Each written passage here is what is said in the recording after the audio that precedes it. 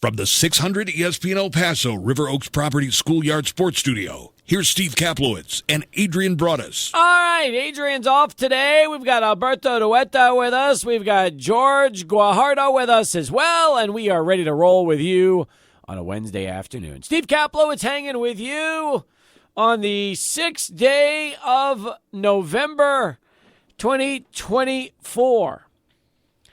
After last night, I know some of you are happy. I know others of you are not. I know some of you have urged me to get off of Twitter and X and find another app. Now, look, that's not going to happen. We've spent too many years on this app since we started doing the show. My advice to those who want us to change apps is this. Just follow only sports handles on social media. And that way, when you check your feeds, they will be sports related. Don't follow individuals that do other stuff. It'll distract you. It'll anger you. It'll annoy you. But if you just follow the sports handles, whether it's us, because we don't post politics on this show, we don't talk it, we don't post it, we don't do all that stuff. Although last night, the election was interesting, because we did find out that El Paso voted to finally put an end to the arena that was passed in 2012. That happened. We also found out that we were 712 votes shy of $100 million for the Coliseum, which nearly passed. And, you know, that's controversial in itself, but that's about as political as we get on this program. Talking about sports things, arenas and coliseums and places like that. But look, point is this. You see all this crap everywhere you go. Everywhere you turn on the TV, that's all people are talking about. Social media, that's all people are talking about. The point of this program is to escape from all that stuff. And for a couple of hours a day, talk sports. You can talk politics anywhere you go. That's why we don't do it. We don't want to do it.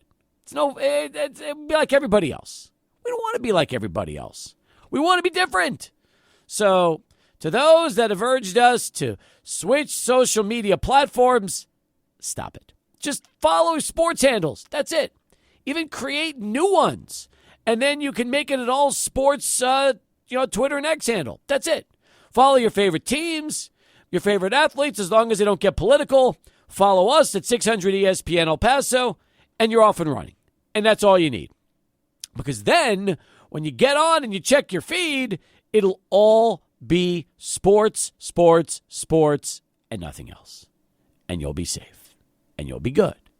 And you'll be what we do, which is trying to talk some sports with you each and every afternoon from 4 to 7 o'clock. Although today it's 4 to 6 because we've got UTEP football with Scotty Walden coming up with John Teicher, the voice of UTEP sports, the GOAT, the legend, the man that has been doing this since, I think, 1982? Something like that, something crazy. So, he'll be at the Ale House. I was there Monday.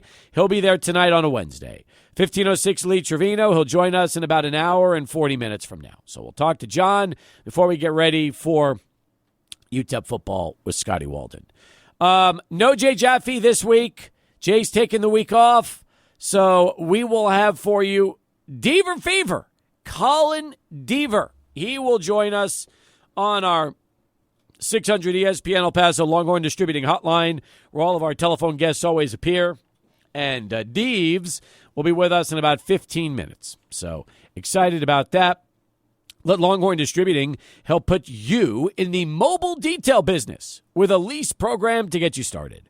Check out the details at the store, located at 5516 East Paisano with parking in the back. Big shout out to Lauren Hodges, Longhorn Distributing. They've been with me now for, almost 20 years. My longest running sponsor here at 600 ESPN El Paso. He's like family. Played Little League Baseball against his kids. Known Lauren since I was young. And one of the all-time greatest human beings on the planet. So Longhorn Distributing, our hotline sponsor with Colin Deaver. Then the hotline stays busy because at 5:20, it is going to be Jeff Erickson talking fantasy football with us. Excited about Jeff coming on board about an hour and 15 minutes from now. Following Jeff's spot, it will be Taish from Border City Ale House. And then we're off and running, talking UTEP football. By the way, this weekend, we should make this programming announcement right now because there will be mass confusion. I promise you. There is always mass confusion when two UTEP sporting events are happening at the same time. Let me explain. So, Saturday at the Sun Bowl, it will be senior day for the UTEP Miners as they play host to Kennesaw State. In fact, it's going to be 1-7 versus 1-8. Somebody will win their second game of the season. I have a feeling it's going to be UTEP, but we'll have to wait and see until that game plays out. So that game kicks off at 2. Our coverage starts at 1 o'clock. However, at the same time, UTEP men's basketball getting ready for Utah Valley. That game will tip off at 2 as well from Orem, Utah, with Colin Deaver on the call. So the question is this. We have a football game at 2. We have a basketball game at 2. We have one radio station. What are we going to do? How will we solve this UTEP conundrum on Saturday? Let me elaborate. KLAQ, our partner station, which hosted, I believe, the first 3 UTEP football games of the season, will be back in action Saturday at 1 o'clock for the UTEP football game against Kennesaw State. So if you tune to 95.5, starting at 1, you will hear John. You will hear Cole Freitag. You will hear Mondo the Monster Medina. So that's starting at 1 o'clock on Saturday. That will also be streamed on the KLAQ app and the UTEP app. So you have 3 places to listen to the UTEP Kennesaw State game from the Sun Bowl. 95.5 The Q, the KLAQ app, the UTEP app. While that is going on, 600 ESPN El Paso will be airing the men's basketball game with the aforementioned Colin Deaver. Our coverage starts here at 1:30 with a countdown to tip-off, and then at 2 o'clock, UTEP and Utah Valley will tip off. That will be heard on 600 ESPN El Paso and the 600 ESPN El Paso app. So those are the ways to enjoy and consume your UTEP sports this Saturday. I will continue over the next few days to make those programming announcements so you are set, you are ready, and you know exactly where to get each game. Because, Alberto, let's be honest, it can be confusing. Because I guarantee you, Saturday afternoon, people are going to wonder where the hell is the UTEP football game on radio and why is the UTEP basketball game on? And that is why. Because we have not yet figured out a way to have 2 sports stations in El Paso on with this network. So we go with the rock station for one and the sports station for the other. Yeah, or we aren't fortunate to have 2 on 600 ESPN El Paso, so it can get definitely a little confusing. So thank you for clearing things up. It's kind of a little hard when basketball and football overlap in the beginning of the year or at the end of the year, beginning of the semester over here in November. And I enjoy it. I enjoy watching some football and basketball in the same day, especially when you catch a win in both. But that's rare.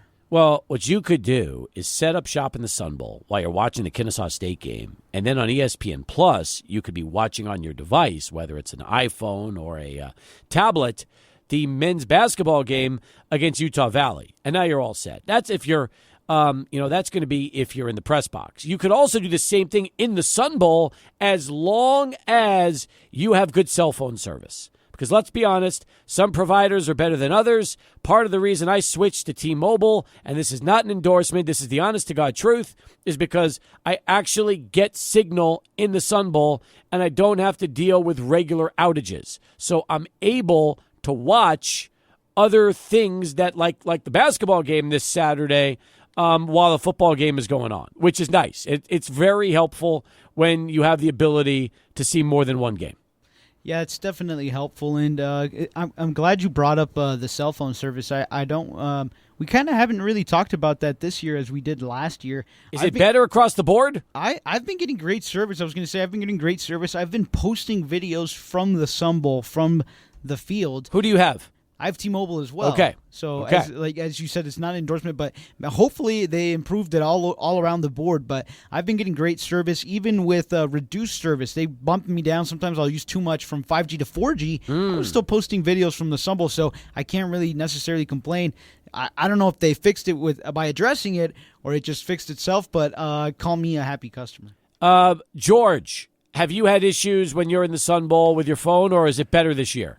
It seems a little bit better, Steve, to be honest. I don't know what they changed or what they did. Who do you have? I also have T-Mobile. Oh, my God. See, this is the problem. Okay, I can't speak for Verizon, and I can't speak for AT&T, and I can't speak for Spectrum because the three of us all have the same provider, which makes it really difficult because we all have had no issues because we're all with the same company that probably is the best in that facility, which, again, I don't know. I can't talk about the others. Maybe you can get into the show on Twitter at 600 ESPN El Paso on Twitter and X and let us know if you've had good success in the Sun Bowl this year on your phones with other cell phone providers, because I would like to know. It's important. I think that, look, I hate to be the bearer of bad news or to be a negative Nancy, but I think that if we would have had the cell phone service issues, it would have been when UTEP put the most butts in seats, and that was in southern Utah. We didn't get any calls then, or maybe people were just so disappointed with the call that they didn't call about having no service. But if we would have seen any issues is when there would have been a lot of traffic on the network, and that was that day, and we didn't get any calls about it or any posts about it. So I'm assuming it must be a little bit relieved at least. Yes, could be. By the way, one other thing. We are aware of the commercial issues on the stream. We've been hearing from a lot of people telling us they've been hearing a lot of commercials and they're not hearing the shows. We're aware. We're working on rectifying that, and hopefully that will not be something that continues to persist on our streams. Yeah, I was having that issue. I thought it was just going insane, but I was just hearing commercials continuously. But I'm glad I'm not loopy in that we're addressing the issue. No, you're not. You're fine. You're absolutely fine. All right, we're all good today. We are all good. All right, 14 past the hour. 505-6009. That is our telephone number as we continue here on the program. I see all the big stories going on. Today was Fernando Valenzuela's funeral. And, it's crazy that, the week after the Dodgers win the World Series, we lay Fernando to rest, but that's just how that whole thing happened. And a lot of people Dodger fans believe maybe there was some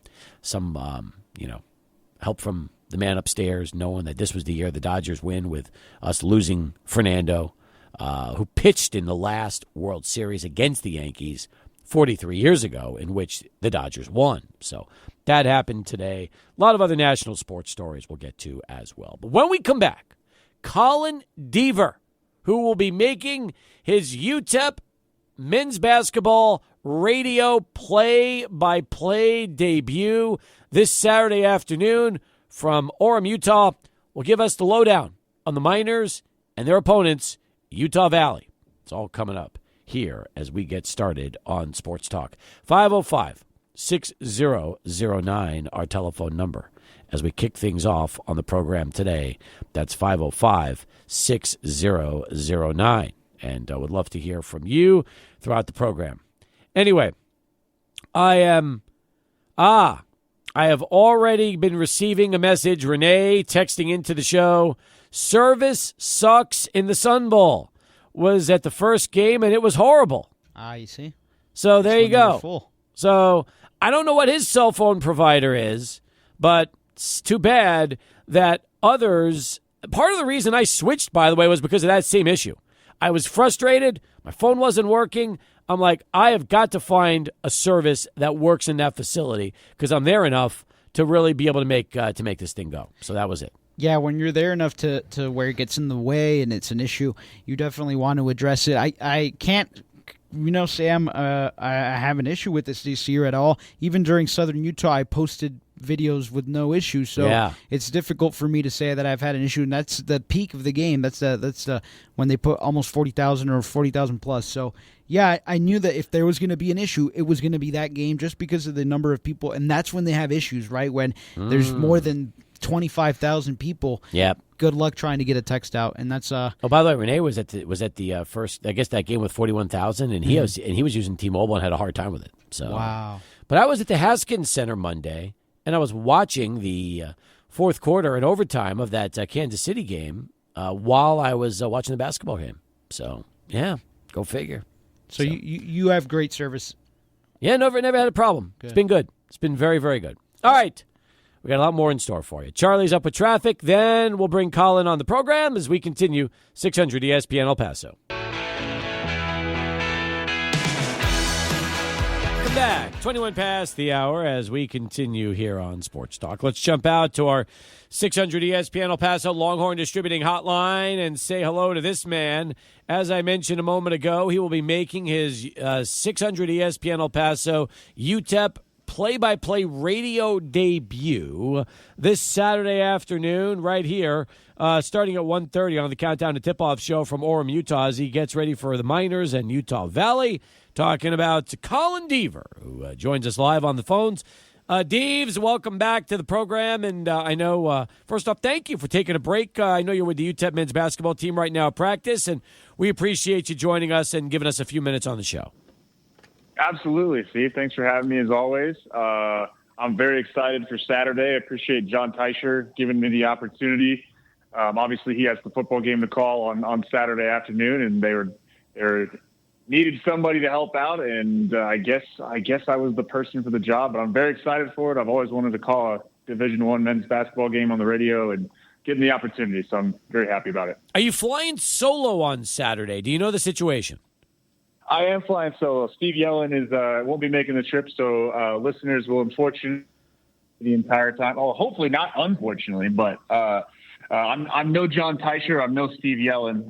But yeah, flying solo on Saturday. So the Miners were victorious Monday in their season opener. It was the 102-55 win over Sul Ross State. And a lot of us really love the fact that they immediately get a really good test in this WAC challenge, playing in Utah against what is always a pretty good basketball program. And, it's nice getting an idea of this soon, what you're going to be capable of against a fellow mid-major that's got a chance to have a pretty good season. Yeah, and I think, when people hear the name Utah Valley, I know they've been full-time Division I for about 10, 15 years now, but maybe doesn't have the name recognition for fans that other schools in the WAC would. Obviously, a Grand Canyon comes to mind, even a Seattle University. But this has been Utah Valley really for the last 5 to 10 years, one of the better mid-major programs in the country, first under Mark Pope, who obviously is now the head coach at Kentucky. Mark Madsen was there and is now at Cal, and I believe it's Todd Phillips now. And so they've always been tough. They're ranked 150.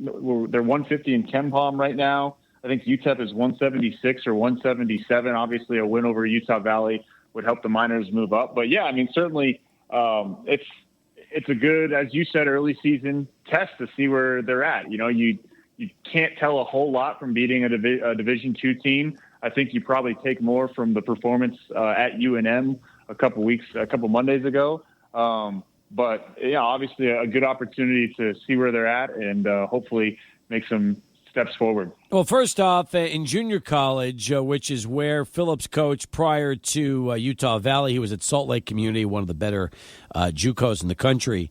He had almost an 800 winning percentage. Like, he was 205 wins and just 58 losses. So, you look at that and then you realize that he won a national championship in JUCO in the 2015-2016 season. He had a chance to go 4 times to the postseason with them and was extremely successful. So he knows the area. He was born in Boise, and now he gets the opportunity to try and build a program that he went 500 last year. Deaves, he was 16-16 and bringing a lot of guys back. So I'm interested to see what this year holds for them. Yeah, I think the Tolson kid, Tanner Tolson is his name, number 5. He's their star this year. He was their 3rd leading scorer a year ago. Got another big man back who was their 5th leading scorer, who's a really tough player to keep off the glass looking at him on film.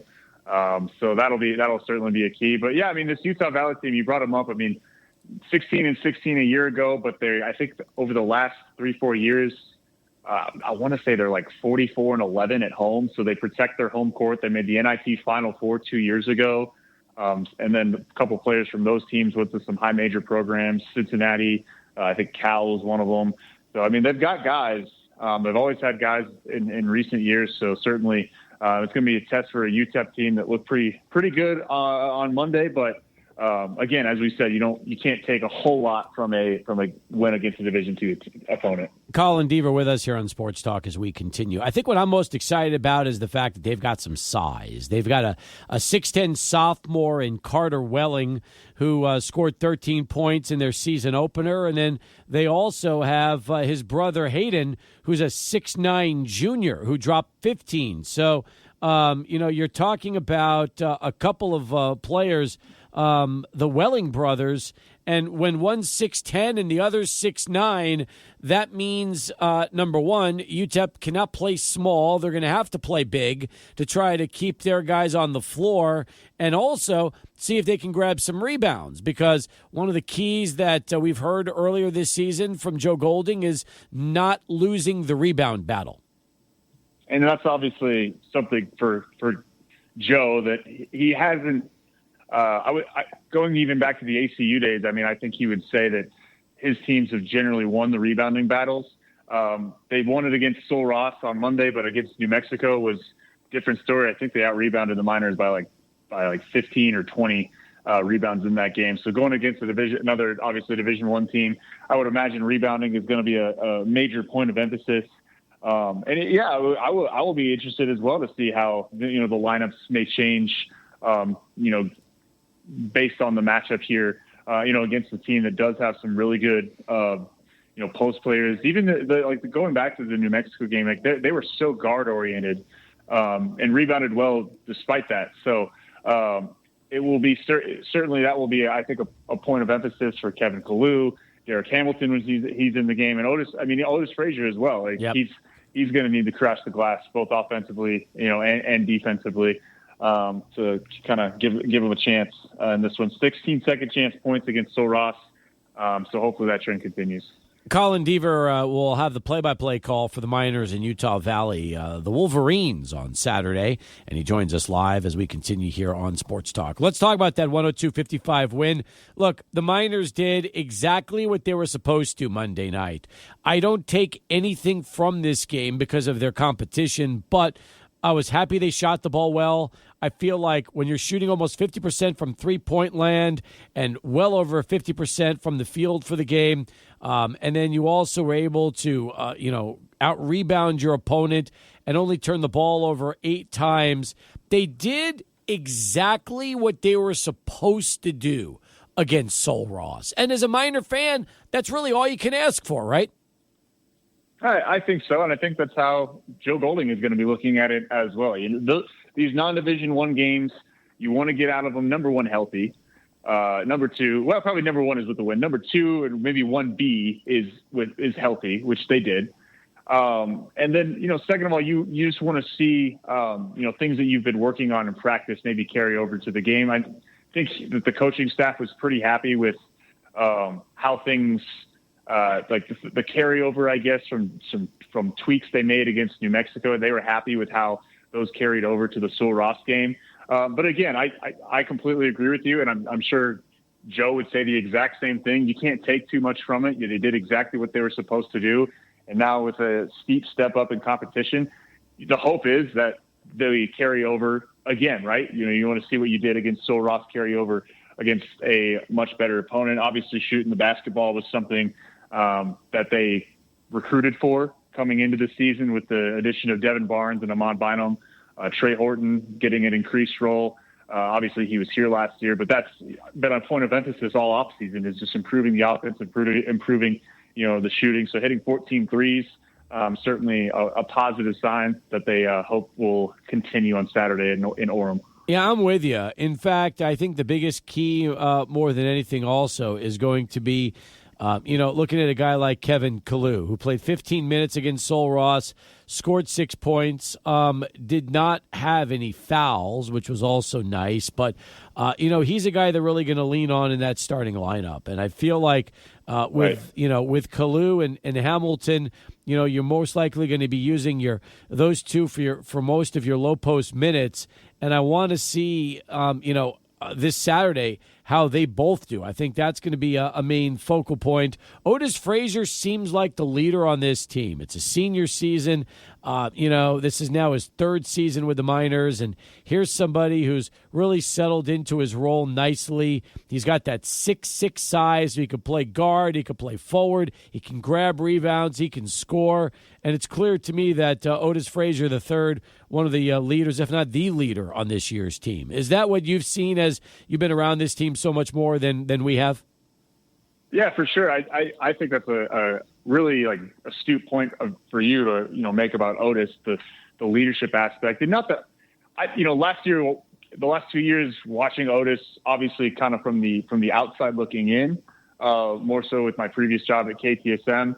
It's not that I didn't think he was, it's not that I didn't think he wasn't a leader last year, but certainly seeing it every day, just how much he is the voice for the team in a lot of ways. It's really him and David Terrell, I would say, who kind of do the majority of the talking.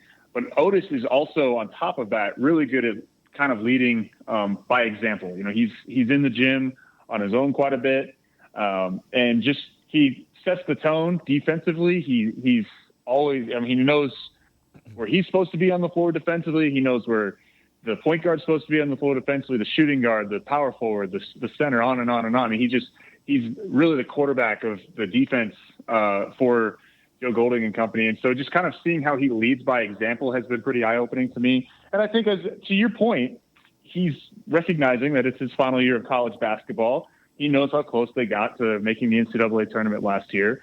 And he's kind of taken it upon himself to lead the charge in that way. He didn't shoot the ball from deep in the game against Sol Ross the way that he did in the exhibition games. I think he had 3 or 4 threes against New Mexico. So if he can get back to that against Utah Valley and moving forward, obviously that helps even more. But, even when he's not knocking down threes, he's doing things, all over the court that affect winning. So I think that's been good to see. You're right. And by the way, there's 5 seniors on this roster. You've got Frazier, you've got Corey Camper Jr., you've got Kalu, you've got Derek Hamilton, and you've got Baylor Hebb. So, you look at this roster, there's 5 guys that could ultimately all be senior leaders on this group, and 5 guys that want to make a run that ultimately leads them to the NCAA tournament come the middle of March. Yeah, and all these guys, I don't think it can be overstated, Steve, how rare it is in the modern age of college basketball to have, as you said, 5 seniors and 10 total returners back on a mid-major team. I mean, you might see it. Maybe you see it out of Kansas, maybe you see it at a North Carolina, but to see it at a mid-major team in this day and age is just not common. So the fact that they have that continuity, the fact that they took these trips over this, in the off season, one of the Bahamas, obviously they played the game in Chihuahua a couple weeks ago. I think that's helped with chemistry. This is a team, I think Joe said it in his press conference last week. This is as together of a team that he's had this early in the season.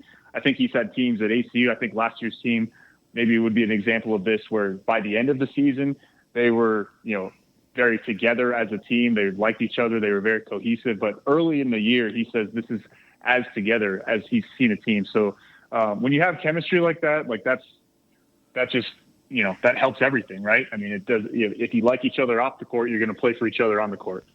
Colin Deaver with us here on Sports Talk as we continue talking about the Miners and Utah Valley coming up this Saturday.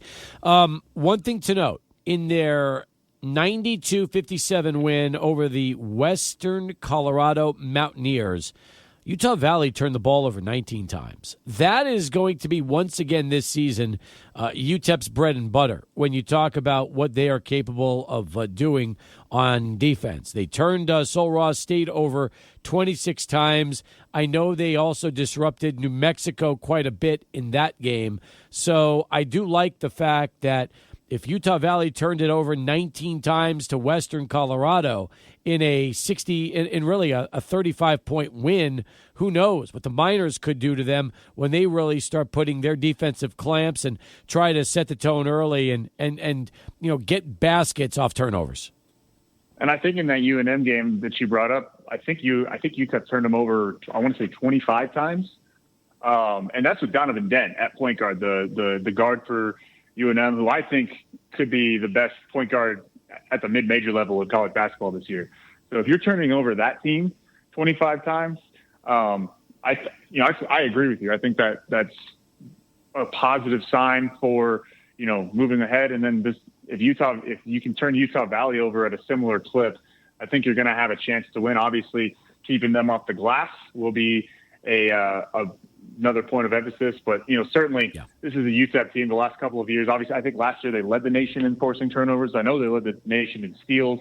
It was a similar story 2 years ago as well. So that's Joe's MO. And so certainly if you can do that on Saturday against the Utah Valley team with quite a few new players, I think that will be helpful if the Miners are going to get a victory. I like the schedule out of the gate because after Utah Valley, 3 days later, they come home next Tuesday night for UT Permian Basin, and then they're off for 8 days. They go right over to Santa Barbara. They're going to take on a terrific Gauchos team on a Wednesday night, November the 20th, and from there, they go 5 days later to Vegas for the Ball Dogs Classic. So, you look at the month of November, there's only 2 home games. They play 2 big road games. They've got a couple of neutral site games. And then they don't come back home December 7th until, really the second week in December to face Seattle for the rest of the WAC Challenge. So, you look at the way this schedule is set up, they're battle-tested early on in November, which to me, hey, when you got a team like this, why not see what they're made of? And I think that was pretty calculated, too, because what did we say all year last year about this team? They struggled to win on the road, right? They couldn't do it in conference play until late in the year. I think this was calculated. Obviously, they go to the Bahamas, play games there. They go to Albuquerque, play an exhibition. They go to Chihuahua, Mexico, play an exhibition. And then, to your point, they front load the schedule in non-conference with road games and neutral site games. And I think that was completely calculated to kind of get them out of their comfort zones, so to speak, early on, and maybe not run into those same issues on the road in conference play that they did a season ago. They know when they're home at the Don Haskins Center. You know better than anybody, Steve. You've been watching this team for most of your life. That's the Don Haskins Center is a very tough place to play. Yep. Even when it's not full. So they know they're going to take care of business for the most part at home. And as long as they can, do what they can on the road and do better than last year, they're going to be in a pretty good position come February and March. So I think, to your point, very calculated by Joe to set it up that way. Excited for you this weekend. Going to be a lot of fun listening to you Saturday afternoon from Utah and Orem, Utah, for that game between the Miners and Utah Valley. Should be a fun one. The Wolverines and the Miners, and then we'll get this team back home next Tuesday for Faculty and Staff Appreciation Night as the Miners get ready to host UT Permian Basin out at the Haskins Center. Colin, good stuff, man. Enjoyed the conversation, and again, thanks for the time and all the insight. Appreciate you, Steve. Thank you, and looking forward to Saturday. He's Colin Deaver, folks, and he'll have the action with us starting at 1:30 on the Countdown to Tip-Off show here as the Miners take on Utah Valley. We'll come back with more. Stay with us. ABC 7 News is next, and then right back to your phone calls and comments, 505-6009 as Sports Talk continues. Hi, welcome back, everybody. 46 now past the hour. As we continue here on Sports Talk, 505-6009. That is our telephone number, 505-6009. You can get into the show. We'd love to hear from you. Anything on your mind? We're in the world of sports. It's the place to do it. I'm looking at Enrique Ortiz on Twitter. Enrique, I see you, pal. In a hypothetical world, Cap, you are graced with the UTEP athletic director position, and we're in the Mountain West Conference. What changes to the Don would you want to make to draw recruits, fans, and build strong rivalries in a strong men's basketball conference? Ooh, this is a fun one. I get to be Jim Center for a day, huh? I'm the AD. We're in the Mountain West. We need to change the Don. All right. First and foremost, here's what I would do for you, Enrique. Number one, I would like to put in club seating in the Haskins Center, okay? So that's the first thing I would do. I would put in club seating. In fact, I would probably end up taking 2,000 seats out of the arena, making it about 8,500. Probably closer to 9,000 because I think right now it's like, 11,600, 11,500, 11,600. So say you take out, 2,000 seats, 9,500 is what you have left. And then you have all these nice luxury boxes and suites inside the arena. That's what I would do first. Okay, that's number one. Number two, I'd bring back the hanging scoreboard off the top of the arena, which was around when I was a kid, okay? And I'd have these badass video screens on each of the four corners. So you'd see these incredible HD screens coming off the middle of the Haskins Center.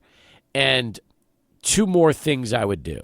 One, change the sound system out to where that thing is state-of-the-art sound, okay? So I'd want to just make that sound system as good as it possibly can be. And finally, and most important, I'd take out those archaic lights. I'd put in LEDs so you can darken that thing and lighten it up instantly, and you could do anything you want lighting-wise inside the arena. Now, how much would that cost me? That project would probably cost anywhere between, I don't know, $25-50 million. That's not a cheap build out. And I have to raise the money. I have to find somebody that's going to provide that kind of money. So that's where it gets tricky. Because your question is, what changes to the Don would I want to make to draw recruits, fans, and build a strong rivalry? Okay? Those are my changes. So now my question is, as AD, how do I get that money from the fans? Because remember this, okay? Number one, I need NIL for my men's basketball team, okay? I need NIL. So first and foremost, we got to raise enough NIL to bring in a really good team. And then you would love to fix up the Haskins Center. Maybe you put naming rights to it. Maybe that's what you do. You put together a project where, you know what, as part of the renovations, you've got naming rights. You could do something like that. It's been done before. Could be done, in this particular example. But that's what I would do if I was athletic director. But remember, what I want and what is reality are two completely different things. Completely different things. So, but you asked a great question. I don't believe we need 11,000 seats anymore in the Haskins Center. I don't. I feel like, just look around. Go to all these arenas. Nobody's building them big anymore. They're all building them small with all the bells and whistles. That's the idea. So I would love a more intimate crowd that is full more often with more private luxury areas for businesses and for boosters and people that want to spend that kind of money. The courtside seats are great, okay? Those are great. But club access where, you can have all the catered food and alcohol you want, that's also really cool. So, that's answer your question the best as possible, what I would do if I was AD for a day.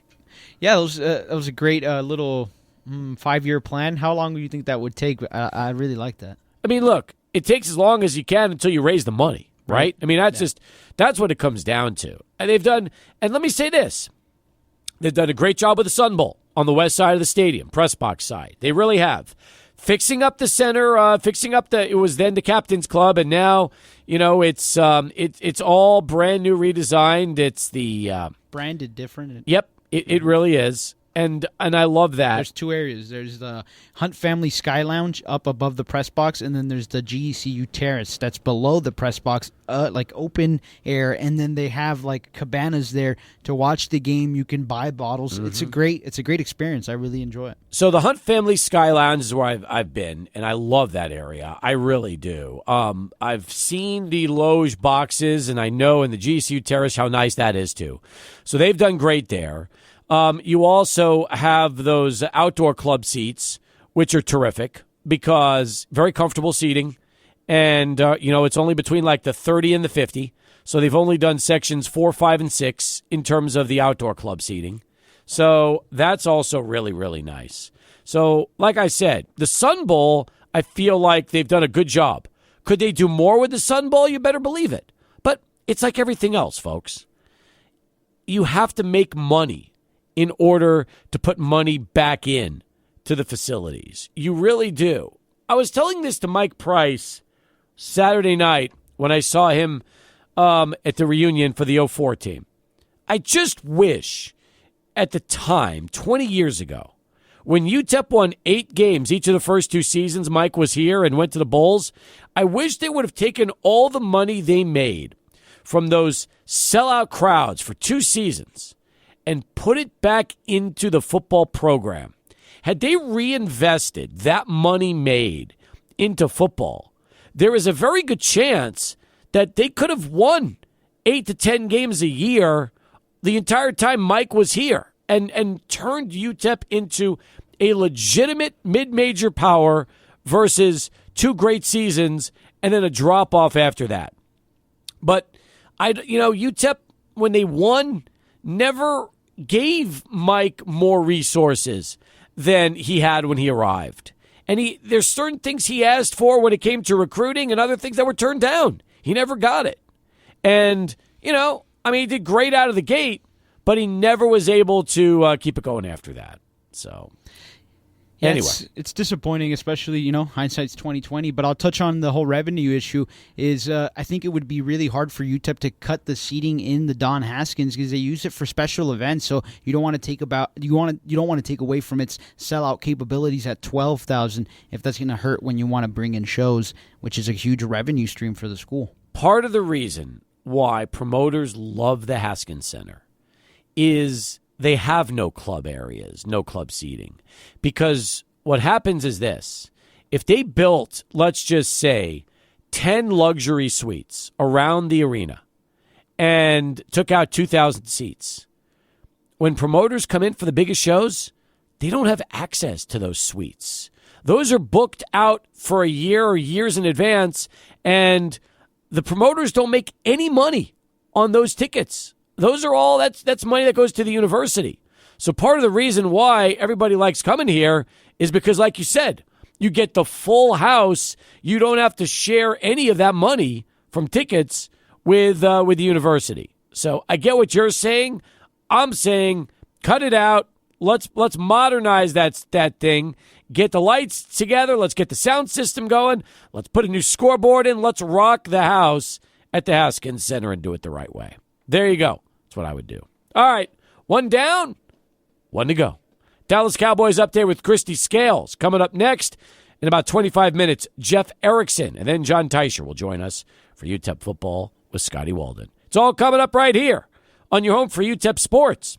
600 ESPN El Paso. From the 600 ESPN El Paso River Oaks Properties Schoolyard Sports Studio, here's Steve Kaplowitz and Adrian Broadus. All right, welcome back, everybody. It's hour 2 of 2. Just 2 with you today because we've got UTEP football with Scotty Walden coming up from Border City Ale House, 1506 Lee Trevino. John Teicher will be joining us towards the end of this hour with our final countdown. Alberto Dueta producing the show today along with George Guajardo. We've got a lot going on. 505-6009. 2 lines available. Jeff Erickson's going to talk a little fantasy sports coming up in about 15 minutes or so. If you've got fantasy football questions, now is the time to get those in. 600 ESPN El Paso on Twitter and X. That's 600 ESPN El Paso. You can also hit us up on our mobile app, and that's always a great way to reach into the program. Well, let's go to Chuco. He's going to start off our calls here in hour number 2, 505-6009. Chuco, what's going on, man? How are you? Hey, good afternoon, Steve. You talking about the improvements to the Haskins Center. You mentioned a couple that I was totally in favor for. The speaker system, I laugh. I mean, I think those things have been there since, the 70s or the 80s? Well, probably since the arena opened up in 76. I mean, it's possible that they've maybe had one upgrade since then, but for the most part, speakers and lights are all the original stuff from when that arena opened 38 years ago. Or 48 years ago, 48 years ago. So my question, I was going to ask you, so whenever they have a concert there at the Don, where does that revenue go to? Because I was always under the impression that that's supposed to go back into the Haskins Center. So I don't exactly know the name of it, but I know they have established like a fund that is taking all of the revenue from every concert and every event at the Haskins Center. It's not a general fund. It has more of a purpose. Now, does that mean that all that money is going back to athletics? No. But they can use it for really whatever they want to use it for. And I don't know how much money they make per show. That's also a really good question because they probably have 30 shows a year, if not more. So, but that's what, the university has that money. What they do with it, I have no idea. Because, I mean, the private sponsorship, I mean, that would be great. But, I mean, if they're sitting on money that they're making, you would think they'd want to modernize their facilities. I mean, I point out the Club Memorial. I mean, that sucker's just so old and outdated, and they need some more modern amenities.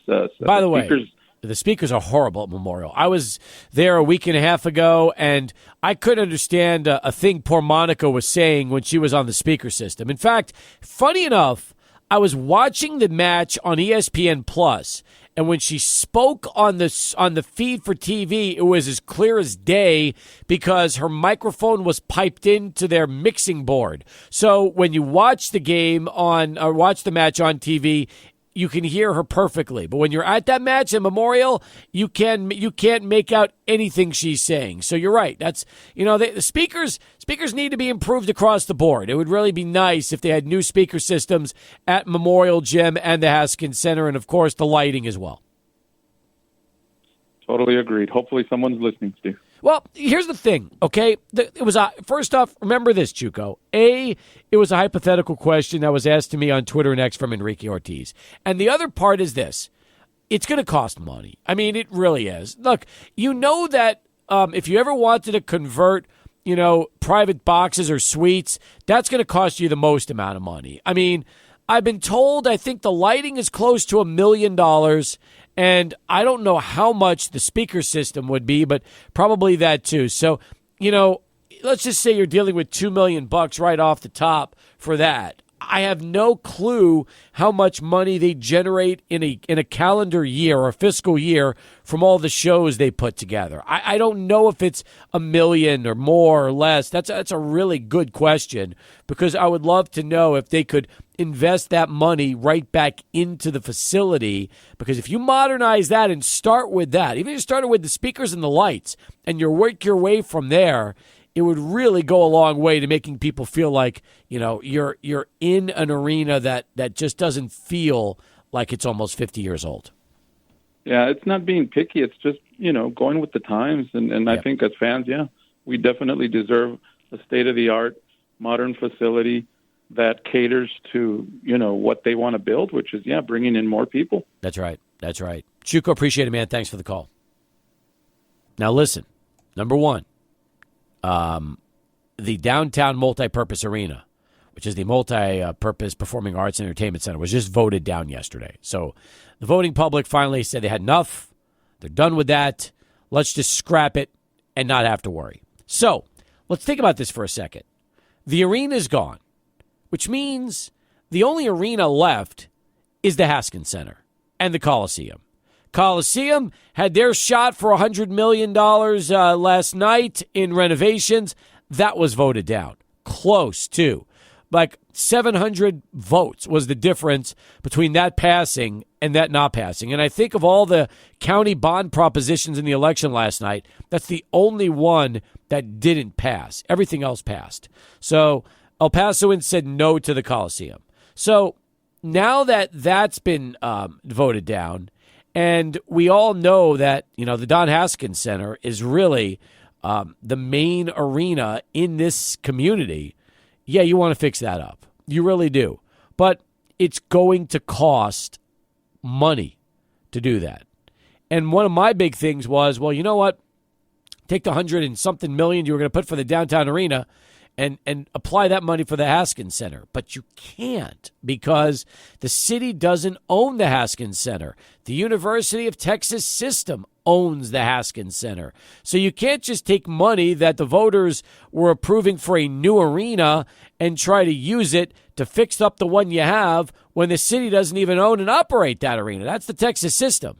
So my suggestion was work a deal out with the Texas system where the city was given X number of days to put what they wanted in there, and then the university had it for the other days. They worked that arrangement out, and then put it back to a vote that the money would be utilized to renovate the Haskins Center. Because I guarantee you, if you put $100 and something million to fix up the Haskins Center, El Pasoans would have said yes to that. They would have. They would have voted yes. Look at $100 million nearly passed for the Coliseum. So can you imagine if you would have taken that money and put it towards the Haskins Center, and you could have then turned into, a bit of a split between the Texas system and the city, and they both have the arena, and now you've modernized it, you've put in the club seats, you've fixed the lighting, the sound, and all the other stuff, made the bathrooms better and everything else you're doing, and the concourse level. It'd be awesome.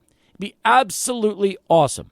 But unfortunately, that was also a dream because the city does not own and operate that arena. The University of Texas system does. So back to where we are. Back to step one, right? In 2 years, the Don Haskins Center is turning 50. I still love that arena. I do. It's really held up well over the last 50 years. All in all, it's one of those arenas that, to me, in El Paso, it's timeless. Like, you walk in and so many great memories. It's not falling apart. It's not, starting to show its age. But when you go to cities that have been progressive and have been building these beautiful state-of-the-art arenas and concert venues like Moody Center in Austin and some of these other places around the country, and then you come back to the Haskins Center, then you realize, wow, there are a lot of really, really nice venues that are all over the country that have been, built, and the city's invested in those. Not here. So you say to yourself, what do? Do we fix up the Haskins Center and figure out a way to raise the money to do that? Or do you, hope some private company comes in, puts a ton of money downtown or other place, and they build a new facility, a new arena for concerts and sporting events? Or do we just keep doing what we're doing, right? And we stay with what we have. That's it.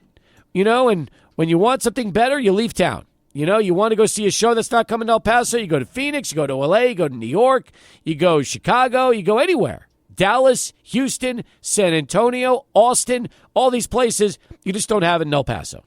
Yeah, you definitely don't. This is a tricky and touchy subject that has cost me personally a lot, so I'm not really going to go in depth and give my full and unfiltered thoughts on, state of facilities or what should be or be not be done.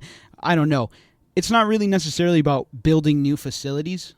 It's more about, the logical thing is to update the things that you have, right? Yeah. Any institution is going to want to update the facilities that they have, make them up to the times, have things that are modern, make them look nice, make them look good. I won't really elaborate any further. You really have to start wondering, though. There's a lot of money being generated via these shows. It would be nice to maybe, even if you want to improve the quality of the shows, you would do that via speakers. So, Yeah. a lot of questions can be raised, and I won't be raising them here. I let the listeners do that at home. I would love to know, and maybe I can find out one of these days. Maybe somebody can let me know how much money how much money UTEP makes on average per concert. I would love to know. I mean, you got to figure, some of these shows, you put 7, 8, 9,000 people in the arena at $100 a pop or more. So yeah, there's money being generated. You obviously have to pay the band, the promoters, and all that. But when the ticket, the ticket revenue is clear and you see the bottom line, yeah, I'd love to know how much money the university nets per year in all these concerts, and where does that money go? Does it go to help offset the losses for athletics? Does it go someplace else? Does it go to their another fund? I honestly do not know, but would love to know, especially if some of that money could help with the modernization like we're talking about right now for the Haskins Center. All right, 14 past the hour as we continue here on Sports Talk. 505-6009. That is our telephone number, 505-6009, as we continue with more on the program. In fact, again, we have a lot going on. I just visited Dining Deals on the 600 ESPN El Paso site, and I know there's a few of these left, because I bought 2 of them myself yesterday. But you can purchase $50 e-vouchers to Sushi Freak for just $25. And while you're there, we've got gift certificates available for Social Ice, Oasis Lanes and Amusement Center, Clicks Billiards, Chelitos, Le French Touch. Also, Flip's Neighborhood Bar and Grill, St. Augustine Artisanal Pizza, and more. The only way you could take advantage is just click on the Dining Deals link under the must-read bar at 600ESPNElPaso.com. When we come back, Jeff Erickson talking fantasy, John Teicher talking UTEP football. It's all coming up as we continue with Charlie 1 in traffic, 600 ESPN El Paso. Back here on Sports Talk, 20 past the hour as we continue. All right, as promised, a little fantasy conversation for about the next 15, 20 minutes with our main man from Rotowire.com. He is Jeff Erickson, and he joins us every week at this time to talk a little fantasy sports, whether it's fantasy football, fantasy baseball. But now that fantasy baseball is over till spring training and you're going to be spending the next couple of months working on your off-season content, we might as well dive deep into the fantasy football season, Jeff, because we are at the midway point. A lot of very interesting things going on around the football world, including the trade deadline, some good moves. DeAndre Hopkins, for example, starting to pay off dividends right now if you've got him in the league as far as the Kansas City Chiefs receiver goes. Yeah, absolutely. And, it just showed he had something left in the tank, and just being paired with the right quarterback and the right system made it work. There's a lot of things happen right, but I think it's wild that it cost the Chiefs less to go get DeAndre Hopkins than it did the Cowboys to go get Jonathan Mingo. Let's talk about that for a second, because you're right. And I know if you're Jerry Jones, you're probably going to say, well, we paid less because it cost us less, and you get a young guy that was a first-round pick last year, but he has done absolutely nothing, where Hopkins, 5 years ago was the best receiver in football. So there's your difference between these two guys. Yeah, years of control had another great trade deadline. Teams value that. I get it. But the players actually got to be able to play too, and maybe I know the Cowboys loved Mingo going into the draft, and they think that they can unlock him, and maybe they can. I mean, we've seen players go to other teams and have better careers, But this has a whole sort of Chase Claypool sort of feel to it for me there, and I need to. I'm in prove it mode with him, and I'm in prove it mode with the Cowboys for that matter too. But we'll see. I mean, and the thing is, obviously, yeah, it's going to cost you more. But I mean, come on, we see teams all the time navigate the salary cap, manipulate it, sign players to extensions to get around that and all that. I have a friend in the industry, Christopher Harris, who always says the salary cap isn't real, and the Saints are the kind of the living embodiment of that there. Now, at some point, the bill's going to come due, and it looks like it's coming due for them, but they were able to maneuver around it. Or if you want to use a better example, just look at the Rams. They won a Super Bowl by just kind of circumventing the salary cap. It can happen, and the Cowboys aren't willing to do that. No, they're not. In fact, crazy enough, the reason they didn't add a player this offseason in free agency at the running back position, which, as we all know, there were some really, really good ones available. In fact, one of the best in the game, Derrick Henry, Jerry flat out said we couldn't afford him. They also couldn't afford Saquon Barkley because of the Dak contract that they were involved in. So what do? They give him $240 million and $231 guaranteed, and now the next 4 years is going to be even worse than this year. And they do this all the time. They delay, and then they end up paying more anyhow because of that. It's self-defeating, and that's there's a reason why. I mean, they have nearly limitless resources, and they can't find a way to get the right things done. And he even said something to the effect that, well, Derrick Henry wouldn't have had that much success in our system. Well, then maybe the problem is your system, because you've got an amazing running back who clearly is, capable of doing a lot still. He's not washed. Saquon Barkley, not washed, having a great year. You put these players in the right situation, and good things happen. And, it's up to you to create the right situation, and they're not doing that. We're talking with Jeff Erickson from Rotowire. If you've got any fantasy questions, now's the time to get those in.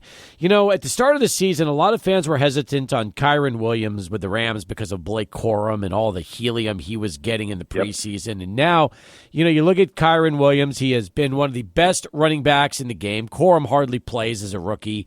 And it just goes to show you that sometimes you can't let all the preseason hype affect you, especially in fantasy, where Kyren wasn't getting drafted maybe as high as he should have been because some people were just worried that he might lose some of those carries this year. I might have been guilty of that a little bit myself, and I was worried about another injury. Kyren Williams has missed time in college and in the NFL last year due to injuries, and due to his size and the type of running style he has. He's been able to thwart that this year, and the usage is through the roof. It's been amazing to see, and I remember there was that report in training camp that he was going to return punts, and we all freaked out about that, self included again. And I think calmness is the order of the day. You just look at what the player's done and not try to extrapolate too much. I think that's the lesson to take here. When you brought up a little while ago the Cowboys situation, I think you could say the same thing about Saquon Barkley and the Giants. If they would have kept him, I don't expect the Giants to be much better than they are right now. He might have gotten hurt again. I mean, there are certain teams where the match just isn't as good as it is someplace else, and he is the absolute perfect fit right now for the Philadelphia Eagles, isn't he? Yeah, fit matters so much. It matters with quarterbacks, young quarterbacks coming into the league. We could write alternate histories. What happens if C.J. Stroud came in with the Panthers and Bryce Young with the Houston Texans? I think Stroud is objectively better than Young, but you talk about Young stepping into a practical no-win situation. Sam Darnold doing the same with the Jets. Baker Mayfield with the Cleveland Browns. We can go on and on about this here. Where you land matters, and that's part of it there.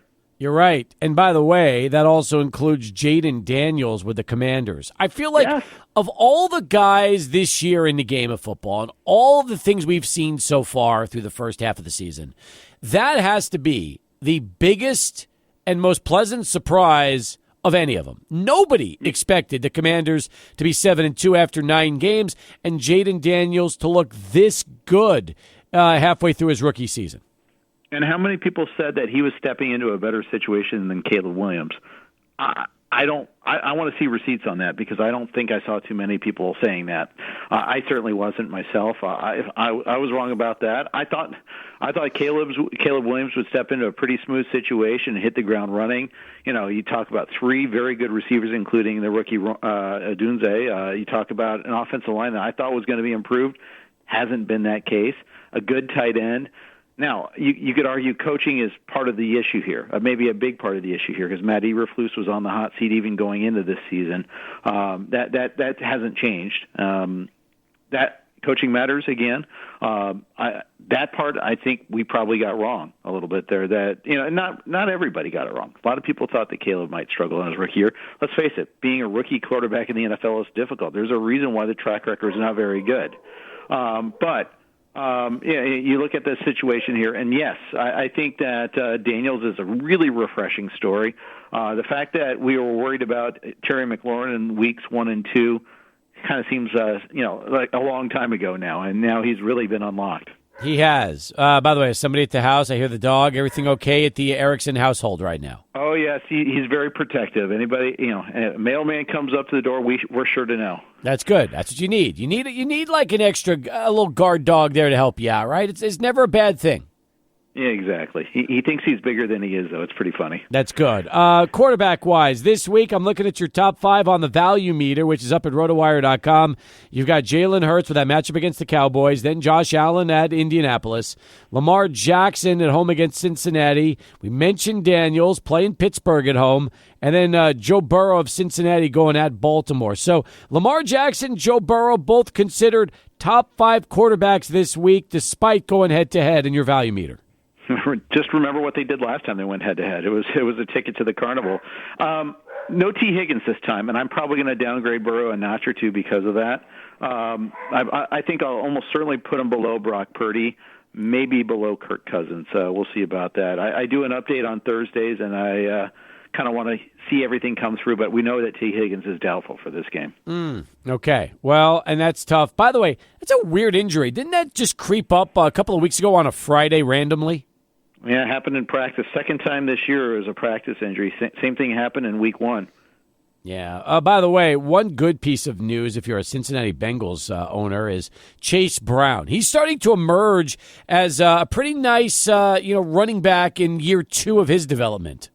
He is. They need, the line isn't amazing. He hasn't been super efficient until last week against the Raiders. But I like how involved he is in the passing game. They did get him some help. They went and got Khalil Herbert at the trade deadline with Zach Moss going on IR for the season with that neck injury. They needed a capable backup running back. Herbert will be that. Brown will be the lead. He will be the main back. Okay. Is that for the foreseeable future or just the next couple weeks? What do you think? I think it'll be for the foreseeable future. I mean, let's see it play out. I like Herbert as a player. We'll see how quickly he gets the Bengals system. I would be surprised to see him play significant snaps just because they trade for him on a Tuesday and they're playing on Thursday night. Now, let's talk about the bigger question this week at the running back spot. Christian McCaffrey, designated to return from the IR Monday, expected to be there against the Bucs. You tell me, if you had to try to, this is a weird week if you've owned Christian McCaffrey and stashed him all season. It's tough to really gauge his usage, isn't it? It is. He said, the reports are he felt no pain on Monday, extra pain from working out on Monday. He was officially limited in today's practice. I kind of expect maybe not a full workload this week, but pretty close. I wouldn't be surprised if it's like 75% of his regular workload. This is all guessing now, just to make sure that's clear. But, they've been pointing towards this game for a while as when he could return. I think they purposely took the cautious approach, and because they took the cautious approach, I think they can use him maybe a little bit more liberally than another player that was out for a shorter-term absence. What do we do if you own CeeDee Lamb and you're just trying to gauge Cooper Rush? And, he was 5-1 the last time he filled in for Dak Prescott and looked very good, although it was a conservative offense where he wouldn't put the ball in the air nearly as much as Dak would do. And Cowboys are 3-5. It's almost a must-win game this weekend against the Eagles after losing 3 in a row or 4 in a row if you're Dallas. I mean, what do you gauge right now for CD? Well, I think he'll feed him as best he can. The last time Cooper Rush was the quarterback, Dallas had a running game. They don't have one right now. I mean, Rico Dowdle had a pretty decent game against Atlanta last week, but week in, week out, it's a different thing. The offensive line isn't that same road grading crew that we had in the past for Dallas. So I think the circumstances are a lot different. I think they'll do their best. He'll do his best to try to get Lamb as many targets as possible. I don't think it'll be as efficient as it was under Dak, even though Dak wasn't especially efficient this season. I think that and Lamb's dealing with his own injury, obviously too. I think that's the other aspect of it there. But he was listed as limited in practice today. I think he'll play. Maybe he's limited a few, gets a handful of fewer snaps because of that shoulder issue. And there's always a risk of in-game, aggravation. That's the thing you worry about more than anything else. But I think I'd be hard-pressed to find a scenario where I'm not starting Lamb if he's playing. Micah Parsons is playing against the Eagles, and apparently they're not looking to ease him back in. They're just going to throw him back and hope that he can re-energize that Dallas defense, which has been one of the worst in the league since he escaped. And I wonder what kind of effect that's going to have against a Philadelphia offense that is always going to put points on the board. Yeah, but Philly's got their own injury issues, too. A.J. Brown, I don't know if he's going to be able to play with that knee injury this week. Dallas Goedert had a full practice today. He's missed like 3 games in a row with that hamstring injury. Even Saquon was rested. Devonta Smith was rested today in practice with a hamstring issue. With Barkley, let's be clear, it was just a rest day. But Smith, there's a hamstring issue he's dealing with there, too. So this is going to be kind of, the NFL is a war of attrition. We always know that, and it really is rearing its ugly head this week. It really is. Also, another one, when you saw what happened to Chris Olave, he's going to be seeking a concussion specialist after what happened this past week against the Panthers, and Xavier Woods trying to cast a pass. This is tough because Olave, in what's been a miserable season for New Orleans, has been somewhat of a bright spot with 400 yards and a touchdown. But, you look at this injury for a 24-year-old that was a first-round pick a few years ago. It's really tough to see this. It's really dire for the rest of the season, maybe for his career. He's had, I think, 6 documented concussions now. People are calling for Tua to retire after the last concussion, while Olave's had just as many concussions now, just for what it's worth. And maybe it, because it's a quarterback, it stands out more. Maybe it looked worse with Tua on one of them, but obviously this one with Olave looked terrible too. I would be stunned if he plays this week. I would be surprised if he plays in the next 3 or 4 weeks. We talked earlier about the Mingo trade to the Cowboys. Yep. Let's talk about Mike Williams going to the Steelers. And do you think he could have a chance to recapture some of his form and really be that quality number 2 receiver opposite Pickens that the Steelers need? I don't know. I think there's going to be a learning curve learning the playbook. I think he'll be limited in snaps this week. I think they're going to view him as more of a downfield option. And I think that's kind of the type of player Williams might be, but we'll see. And there's the thing is he's coming off of a major injury, and so many times we think, okay, well he's on the field. Why isn't he doing what we're expecting him to be doing? Look at Tony Pollard last year versus this year. Just because a player is back doesn't mean he's at full capacity, and I think that happens way more often than we are willing to acknowledge. I was a little surprised, to be honest, that the Jets, who are in such dire need to try to make the playoffs, decided to cut bait with Williams rather than make him your third receiver because you've got Lazard on IR. You really don't have anybody opposite Devontae Adams and Garrett Wilson unless you want to use Malachi Corley or Xavier Gibson as your 3. So a little surprised the Jets decided to make that trade. I am, except Rodgers threw Williams under the bus. I think he blames him for the ending of 2 games. Remember, twice Williams was the intended target on basically game-ending picks. Now, the first one, I can't really blame that on Williams. That was the London game. The second one, Rogers explicitly said that Williams ran the wrong route. I don't know how. I think that might be difficult to come back from. And so I just think he's not a Rogers guy, and Rogers runs his team. Corley, they spent a 3rd-round pick on. So they expect stuff out of him, even though he's barely been active this year. We saw him do the drop the ball before the end zone thing last game out. So he's still got some development to do, but I think they expect I think Gibson will be very active this week, and I think Corley they'll try to work in.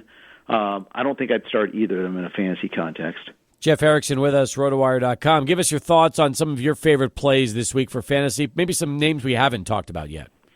Sure. Let's start off at quarterback. I've got Sam Darnold at 8 this week, and he's showing some cracks in the foundation a little bit there. 3 turnovers against the Colts, but man, they moved the ball up and down the field so readily. They should have blown the Colts out of that game on Sunday night. Against Jacksonville, I really like that matchup quite a bit. Obviously, check the weather. Make sure. It's hard to find running backs that are kind of breakthrough. You mentioned Chase Brown. He's been like the biggest mover lately. Rico Dowdle is a top 30 guy, I guess.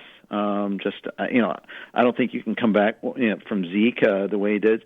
But watch to see what Jonathan Brooks does in that game in Germany. If you can get up in time to watch it, Giants, Carolina. We must really hate Germany to send those 2 teams there. But Jonathan Brooks at least is very interesting. So I want to see what happens there. And wide receiver, we're just scrambling, Steve. We're just really hurting to find guys that can step up and contribute right now. So many players have gotten hurt. And not too many people have stepped up, but Nick Westbrook-Ikini for the Tennessee Titans has scored 4 straight weeks. And he's, with Hopkins gone, he's definitely playing a pretty big role. I don't love the matchup against the Chargers, but I think the volume at least will be there. Happy you mentioned Hopkins. You've got him in your top 20. Look, I don't know if he's going to score twice every game like he did on Monday night, but what I was impressed with about Hopkins was just the rapport that he's already developed with Mahomes. And it goes to show you he still has something left in the tank if you give him an elite quarterback to throw to. Yeah, when you saw what happened in Tennessee this year, and he definitively not elite going on there, or last year with Tannehill for that matter either. I think it's pretty telling that Tannehill's doesn't have a job. No one's clamoring for him to start anywhere, despite a lot of young quarterbacks struggling. I think that's noteworthy there. System matters, quarterback matters. Hopkins is at an age where players tend to decline, and he is declining, but he's still good. I mean, he's declining from elite to good. That's still that's still useful. Let's profile what you've got up at Rotowire.com. I mentioned your weekly rankings, your value meter for Week 10. What else would you like to talk about for the website and how our listeners can take advantage? Sure. We've got scores of articles every week, including our 3 different free agent articles, our Survivor article for those of you still playing in Survivor pools, IDP analysis early in the week we always try to get. Later in the week, we're going to be exploiting the matchups. We're going to be looking at wide receiver cornerback pairings, in particular from Mario Puig. Every day, we've got new content up on the site. Rotowire.com/free is your gateway to get there. It's a free trial, a couple days, free behind the paywall. No credit card is required. Just go to rotowire.com/free, enter a valid email address, and off you go. So painful to read that article about the Guillotine League first half recap. I was chopped this past weekend. Oh, no. I held. Who did you dirty? Oh, well, listen. I was Caleb Williams, number 1.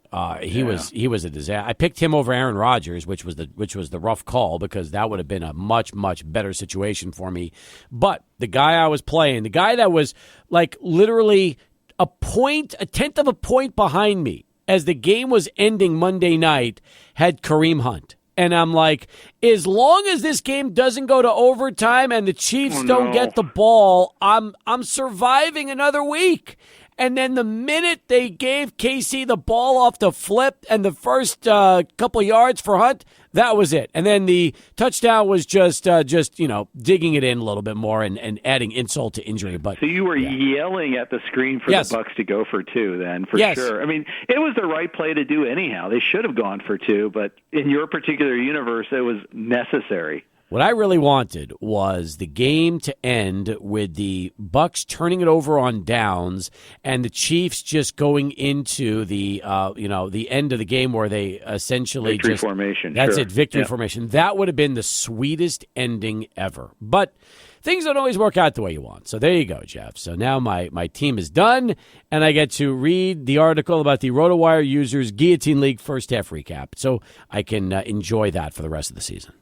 All right, very good. Steve Belanda does that for us there, and he's big into Guillotine League. So it's a labor of love for him, and I'm sorry it causes pain for you this week. I am too. Hey, look, we'll talk to you back next week on the show. Appreciate the time as always. Thanks for the great insight, Jeff.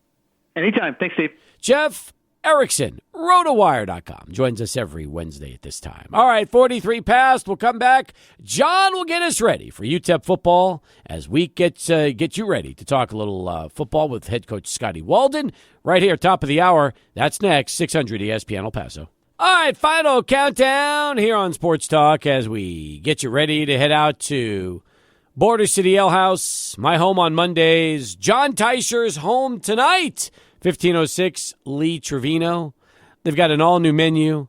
They've got happy hour. They also have tons of sports, lots of games tonight for the NBA and the NHL, and, of course, UTEP football with Scotty Walden. And, Taish, you've got a pretty loaded show tonight out there at the Ale House. Foster, who coaches the minor corners and is UTEP's defensive passing game coordinator, and Lance Russell, who's really had a good season for UTEP, tied for the team lead with a couple of interceptions, one of the holdovers from the previous staff that's still part of the program. So Aaron and Lance joining us during the hour with Coach Walden. I'm looking forward to that. I think that's going to be a lot of fun. By the way, we're already midway through the NFL season, John. If I would have told you that the Washington Commanders would be leading the NFC East with a 7-2 mark, and Jaden Daniels looks like the Rookie of the Year in the NFL, would you said I was crazy? Well, sure, absolutely, sure. But what a pleasant development, and to see a kid like Jaden Daniels come into the NFL and do what he's done is really wonderful, and certainly that Commanders fans are celebrating. What has it been, 30 years since Washington has started a season at 7-2, and it's great for the NFC East, which has pretty much been a Dallas or a Giants or an Eagles bastion for how many years? That's right. Meanwhile, the Eagles have won 4 in a row, so they're 6-2, so they're a half game back. The Dallas Cowboys have lost 3 in a row. The Giants have lost 4 in a row. So those two teams are going in the opposite direction as the Commanders and the Eagles are going, which is pretty wild. I started telling a story, I think it was yesterday's show, or maybe it was Monday's show. Do you remember the days when you would host Sports Talk? And when you would talk about the Cowboys, when something bad was happening, you would just start laughing uncontrollably for what seemed like minutes at a time. And then eventually Duke would start laughing because it was contagious. And that was how you would start the shows sometimes, just hysterically laughing.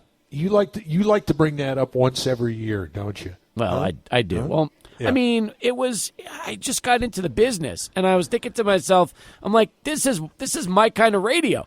Guy gets on the air and just starts laughing about the boys. And, hey, I mean, in those days, they were so good that when bad things happened and you want to have a little fun with them, fans were, well, okay, fine. Won all these Super Bowls, so we'll chalk that up. It's par for the course.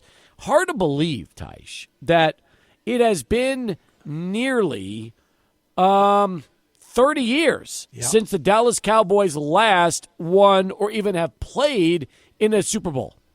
And what's the common theme in those 30 years? A certain owner who can't keep his nose out of that team's business. Well, that's because he's the general manager, too. Yeah, that's true. That is true.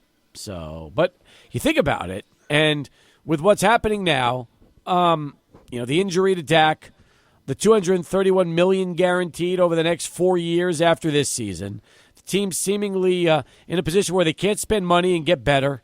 They still have to address other free agents, in the offseason, including, guys that are important. In fact, The biggest name of their free agents is about to return from 3 or 4 weeks worth of injuries, and that's Micah Parsons. He needs a new contract, and I'm sure he's going to be paid pretty handsomely. So I don't know how they're going to be able to try to navigate around their salary cap. Right now, the roster construction is just absolutely a mess, and I don't know how it gets any better. That's for sure. It's so true, so true. But people are probably wondering, who does John Teicher root for in the NFL when he's watching games?